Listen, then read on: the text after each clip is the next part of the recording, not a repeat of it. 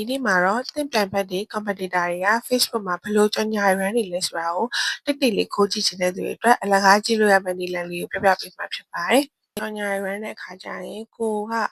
run ချင်တဲ့ကြော်ငြာပေါ့နော် boosting လုပ်ခံနေကြအရင်ဆုံးတခြားသူတွေကရောကိုနဲ့ဒီ product တူ brand တူတွေကဘာလုပ်နေလဲပေါ့ competitor analysis လုပ်ချင်တဲ့အခါမျိုးမှာအရန်ကိုအသုံးဝင်တဲ့ Facebook ad library အကြောင်းလေးကိုပြောပြပေးချင်ပါတယ်။ Facebook ad library ကဒီ Facebook ရဲ့ Instagram ရဲ့နောက်ပြီးတော့ဒီ Meta ကနေရှိတဲ့ platform တွေအကုန်လုံးမှာပေါ့နော်ကြော်ငြာထားတဲ့ကြော်ငြာတွေ public ads တွေအကုန်လုံးကိုကြည့်လို့ရတဲ့ platform တစ်ခုပဲဖြစ်ပါတယ်။ဘယ် page ကဘာတွေကြော်ငြာ run နေလဲဘယ်လို format နဲ့ run နေရလဲ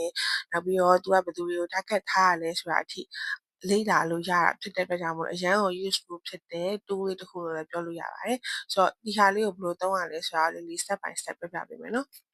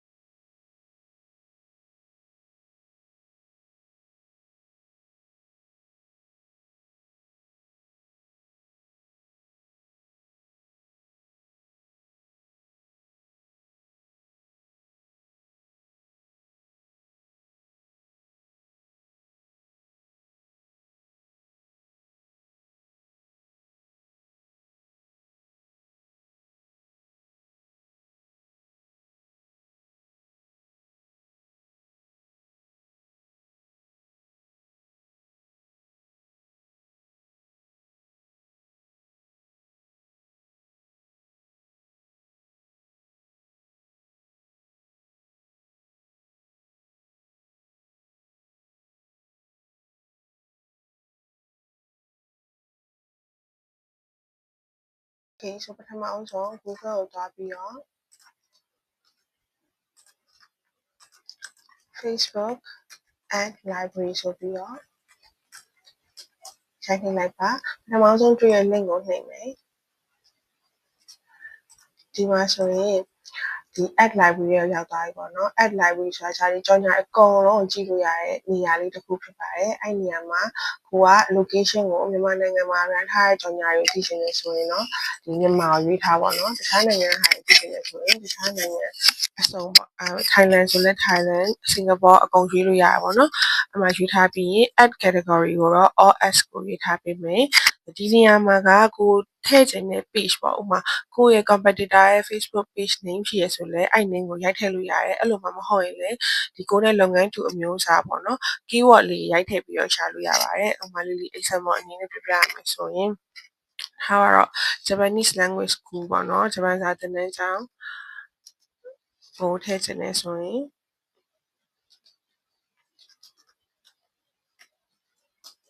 အဲ့လိုရိုက်နှိပ်လိုက်မယ်ဆိုရင်မြန်မာနိုင်ငံမှာ run ထားတဲ့ဂျပန်သင်တန်းကျောင်းကြီးရဲ့ကြော်ငြာအကုန်လုံးပေါ်လာမှာဖြစ်ပါတယ်ဆိုတော့ဒီနေရာမှာအားလုံးပေါင်းအခုလောလောဆယ်ပေါ့နော်ကြော်ငြာအခု60ရှိရယ်ဒီမှာ filter ထဲမှာကျတော့အကုန်လုံး filter လုပ်ချလို့ရတယ်ပေါ့နော် advertiser ထဲမှာဒီတိုင်း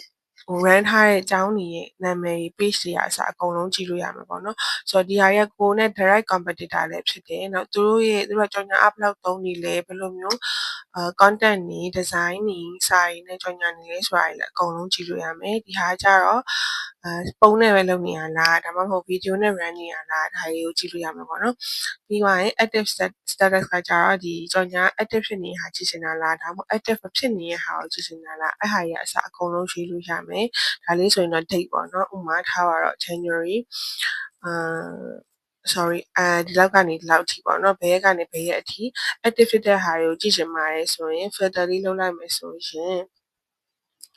ဒီလိုမျိုးကြော်ငြာအကုန်လုံးပေါ်လာမှာဖြစ်ပါတယ်ဆိုတော့ okay ကြော်ငြာအကုန်လုံးကိုလောလောဆယ်ပေါ့နော် impression အများဆုံးနဲ့ကြည့်မလားဒါမှမဟုတ်ရင်လောလောဆယ်လက်တလော run ထားတဲ့ကြော်ငြာပဲကြည့်ချင်လား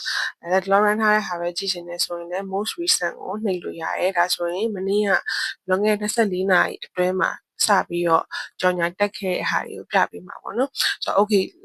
ကြော်ငြာတစ်ခုကိုစမ်းပြီးတော့ကြည့်ကြည့်ရအောင်နော်ဒီဟာဆိုရင်ဘယ်ကနေ run ထားလဲဆိုတော့ Pure Sensei Engineering Japanese Language Center ကနေ run ထားတဲ့ကြော်ညာလေးပေါ့ဒီကြော်ညာလေးကဆိုရင်ဘယ်နေ့ကစ run လဲဆို23 January ကနေ run ထားတယ်လောလောဆယ် active ဖြစ်တာ9နာရီပဲရှိသေးတယ်သူကတော့ impression ကဒီလောက်ပဲရှိသေးတယ်ပေါ့နော်အခုမှစ run တဲ့ဟာဆိုတော့ okay သူစာလေးဘယ်လိုရေးထားလဲပေါ့စာလေးတွေကသူတို့နဲ့ပတ်သက်တဲ့ဒီသင်တန်းကျောင်းနဲ့ပတ်သက်တဲ့ဟာတွေကိုကအကုန်လေးလာလို့ရမှာပေါ့နော်အဓိကတော့ competitor analysis လုပ်တဲ့အခါတခြားသူတွေဈေးကွက်ထဲမှာ market ထဲမှာဘယ်သူတွေကဘာလုပ်နေလဲဆိုတာကိုသိချင်တဲ့အခါမျိုးကြရင်ဒီ tool လေးကိုသုံးတဲ့အခါကျရင်တော်တော်လေးကိုအဆင်ပြေပါတယ်ဆိုတော့သူတို့သင်တန်းကျောင်းနဲ့ပတ်သက်ပြီးတော့လည်းdate တွေအစားအဆုံးပေါ့နော်လေ့လာလို့ရမယ်။ဘာ hashtag တွေသုံးထားလဲကိုတစ်ချက်စမ်းစစ်ကြည့်လို့ရမယ်။ဒါလေးဆိုတော့ဗီဒီယိုလေးနဲ့ run ထားပါတော့။ကိုကအဲ့ဗီဒီယိုလေးလား motion graphic လေးလားဓာတ်ပုံနဲ့သုံးတာလားအဲ့အရာအစကြည့်လို့ရမယ်။ဆိုတော့တခုရှိရပါတော့ဒီကြော်ညာကိုကြည့်ရခါကျရင်သူများကြော်ညာကိုကြည့်ပြီးသွားခါကျရင်ကိုကအဲ့အတိုင်းတသွေးမတိန်ကိုးချရမျိုးမဟုတ်ဘဲနဲ့ပေါ့နော်ဘယ်လိုလေးပို့ပြီးတော့စမ်းသစ်လို့ရမလဲဘယ်လိုလေးဆိုပို့ပြီးတော့ကောင်းမလဲဆိုတော့တွေးပြီးတော့ကိုယ့်ရဲ့ boosting ကြော်ညာကို run လို့ရပါတယ်အခုပြောနေကြတဲ့ boost လုပ်တယ်မရောပါဘူး result မထွက်ဘူးလို့ဆိုတာရဒီလိုမျိုးကြော်ညာအများကြီးပြနေတဲ့အချိန်မှာကိုယ့်ရဲ့ကြော်ညာဆွဲဆောင်မှုရှိနေလားသူတို့သိချင်တဲ့ information တွေရောပါနေရဲ့လားဒါတွေနဲ့အများကြီးသက်ဆိုင်ပါတယ်နော် booster မှာဘယ်လောက်ဒေါ်လာအများကြီးသုံးတာနည်းနည်းလေးသုံးတာနဲ့မဆိုင်ဘူးပေါ့အဓိကသူများတွေနဲ့ထပ်ကိုကဘယ်လိုပိုကောင်းအောင်လုပ်လို့ရမလဲဆိုတဲ့ဟာတွေကိုတစုတစည်းရဲ့ကြည့်လို့ရမယ်နေရာလေးဖြစ်ပါတယ်ဆိုတော့ဒီ tools လေးကိုသုံးပြီးတော့ကိုဉာဏ်ရှိသလိုလေးလွှာပြီးတော့ကြော်ညာလေးတွေကို run ဖို့လီလီကအကြံပေးချင်ပါတယ်ရှင်